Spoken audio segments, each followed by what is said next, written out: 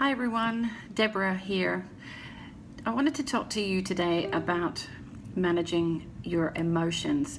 So you obviously know we have healthy emotions, happy emotions, joy, excitement, all the feel-good emotions. And we also have the negative emotions, emotions like sadness, anger, fear, hurt, guilt, disappointment, jealousy, resentment, hatred. Those things that give you those horrible feelings, those negative feelings within your body. So having a variety of emotions is absolutely normal. If you set a boundary and someone steps over that boundary and that annoys you, it's okay to get annoyed. But you see, the emotion should be appropriate for the response, as per the response. So someone who cuts you off while you're driving and you get a little bit annoyed, that's fairly normal. But if at morning tea, and that happened in the morning on the way to work or on the way to school drop off, and at morning tea or lunchtime, you're still either talking about it with a friend, you're still thinking about it, it's making you feel those feelings of being annoyed, that's not healthy. That's definitely not healthy for you. And also it's appropriate in terms of how, what was the level of your annoyance or your anger at that time. If someone cuts you off in the traffic and, if we could do it on a scale of 0 to 10, and 10 being complete road rage, I'm going to get out of the car and have a go, that's 10. And 1 is, oh, well, silly driver, off you go. Where are you in that scale of anger? Okay, so there's an appropriate level of response. And you see, sometimes when we respond more vigorously than we should, so for example, maybe someone says something to you and you respond, well, you go off and you're doing like an 8 out of 10, and the person's thinking, wow, how did you have that response? You see, it's because you haven't let go of the emotions that are holding you back. So imagine it like a filing cabinet. So your unconscious mind is the domain of your emotions. So imagine a huge filing cabinet in your brain, if you like, and it stores each one. So it stores anger, it stores sadness, then it'll have another folder or file area for resentment, for guilt, for feeling joy, for feeling excitement, and so forth. Now, when you have the negative emotions and you don't clear them out, what happens when something triggers you and that negative emotion bubbles up to the surface?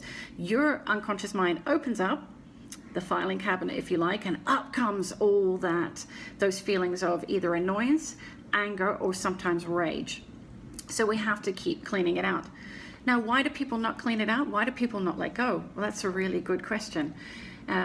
Most people that I speak to hold on to the feelings because they've been wronged in some way, and if they hold on to it, if I hold on to it, maybe the other person will know how horrible I feel. But you see, that doesn't happen, because holding on to emotions is bad for me. It doesn't actually impact the other person per se. So what you've got to ask yourself, for what purpose am I still holding on to a negative feeling about something that happened in the past? Because it's happened, it's done. You can't change what happened in the past, but however, you can change how you respond to it. So I'm going to give you some questions that you can ask when it might take some time to actually write down what are some of the things that are still bothering you right now. Something that's happened in the past that when you think about it now, you still feel a negative emotion, whatever that emotion is. It could be disappointment, could be jealousy, could be anger, could be sadness, whatever it is, disappointment, guilt.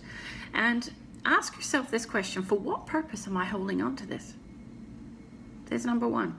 For what purpose am I holding on to this negative emotion? Second question I'd like you to ask yourself is, how is this helping me? How is it moving me forward in my life? And be really honest and authentic with your answers. And then the question I want to ask is, what could I learn?